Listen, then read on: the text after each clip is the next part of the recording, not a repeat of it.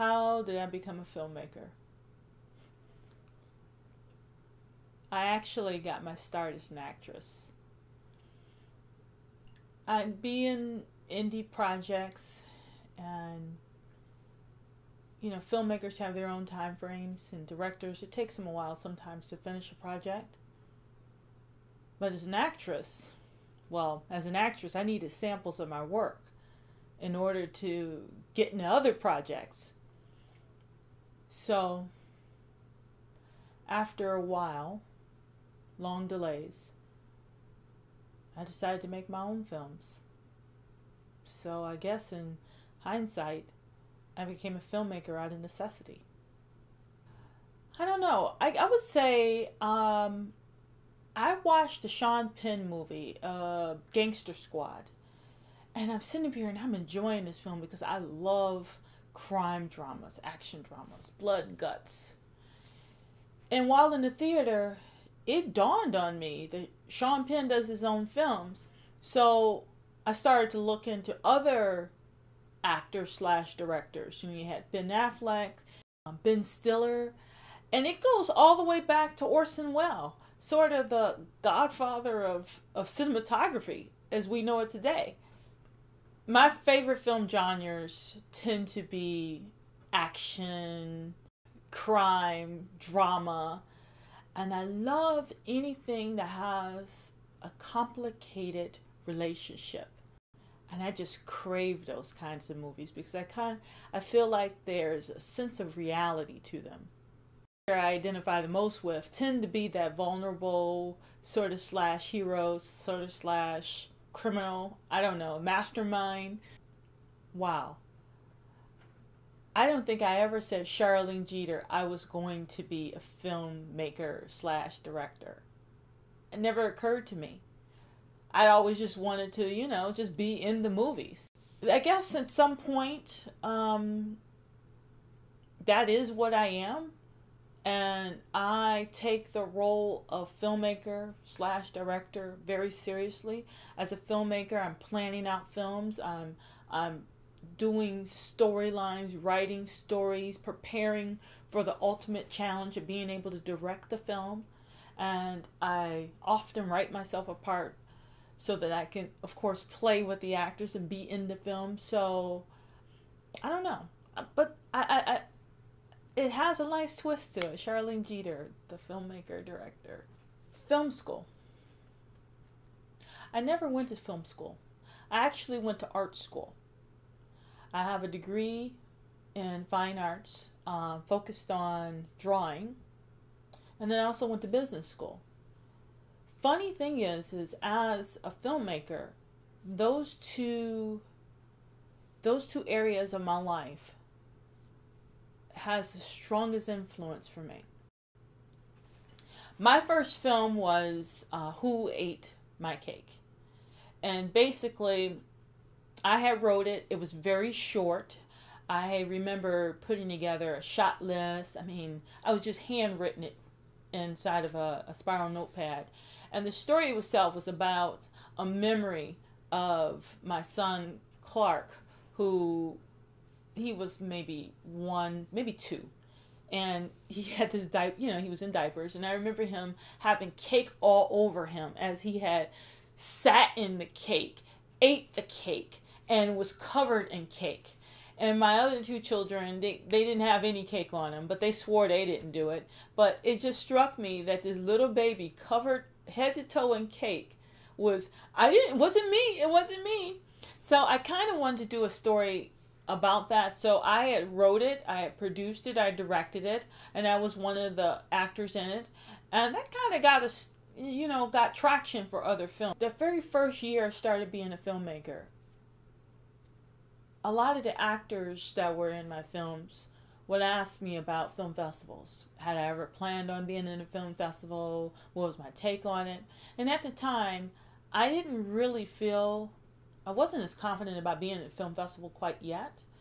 And it just never really crossed my mind.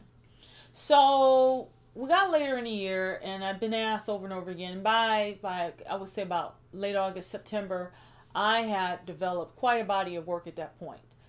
So I said, well, maybe I should visit this. And it's funny when you put something out there in the universe sends something back to you. In my Facebook feed, there was one of my Facebook friends had reposted the Ipsy 24. It was this 24-hour film challenge in Ypsilanti that was happening within like a few weeks from when I saw it. So it was the perfect opportunity for me to be in a festival and make a film really quickly.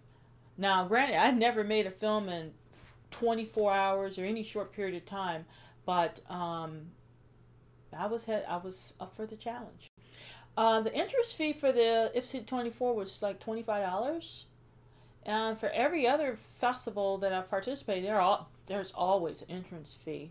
For the first film challenge, I basically asked a couple of my friends to participate. And I asked one of my good friends, one of my good camera friends, to sort of help film it.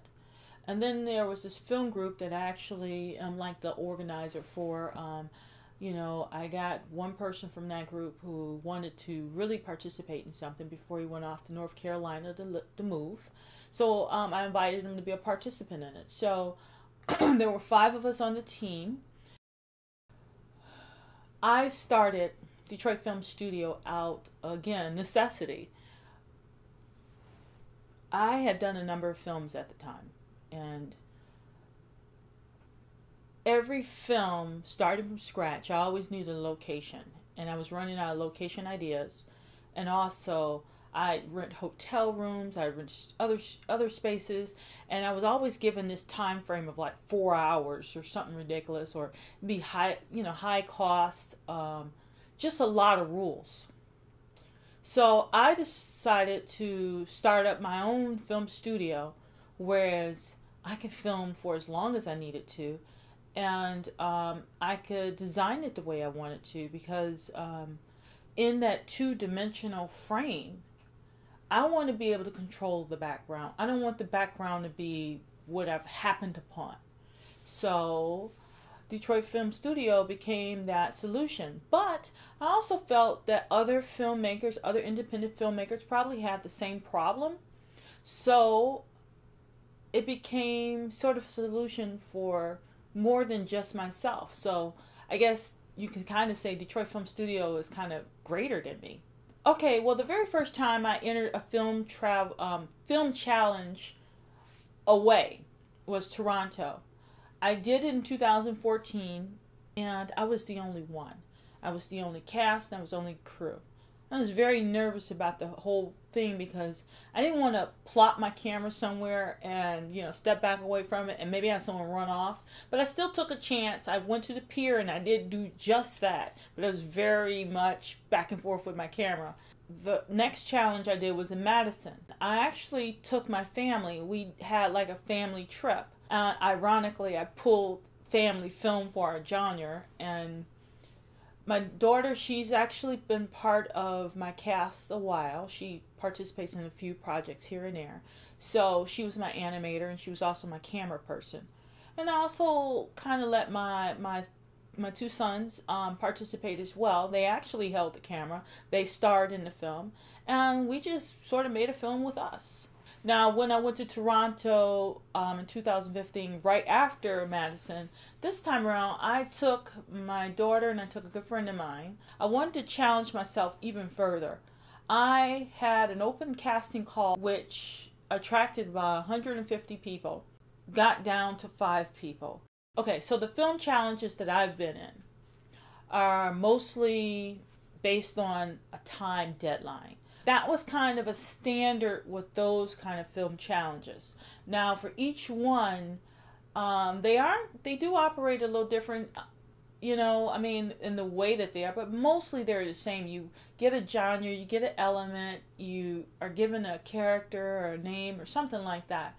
For me, I kind of have my own system that, I use, and it doesn't matter if I do a 24-hour film or if I do a 100-hour film. I apply the same system and I get it done no matter what. So my preparation for these film challenges tend to be based on location and people. Now, the nature of the film challenges are you actually have to wait to sort of create the film or to write the film. But there are some things you can prepare ahead of time. So I scout and book locations. I build up a cast. I meet with the actors. And I don't have anything written for them, but I kind of sort of listen to them talk and try to get a feel for their personality types. And when the time comes for the film challenge, I allow the actors and the location to sort of inspire the idea and the concept of what we are going to film. And from that, everything comes together. My favorite genres to work, okay? And I've participated in a lot of different genres. I mean, I've done comedies, I've done dramas, action, crimes. But I have to say that I do like complicated relationships. I do like the crime drama. I'm working to incorporate more action into my films because I do enjoy action sequences. Sometimes there's a comedic line, but I don't know if that's where I'm leaning towards so much. I mean, I do have funny films, but I kind of want something that's more truthful yet scary. You know, I just a lot of, and then I got my horrors too. But I don't think that I don't think you can qualify me as a horror. As far as film challenges specializing in genres, most of them don't. They basically give you, you actually have to pull the genre out of a hat or something. So it's a free-for-all. You don't know what you're going to end up with. Once you get what you're going to get, you create based on that. Some, like in the case of the 100-hour film race, they don't give you a genre. What they do is they give you a theme.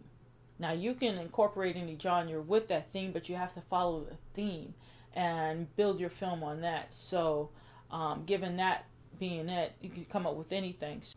Well, thank you. Thank you. I really enjoyed this process.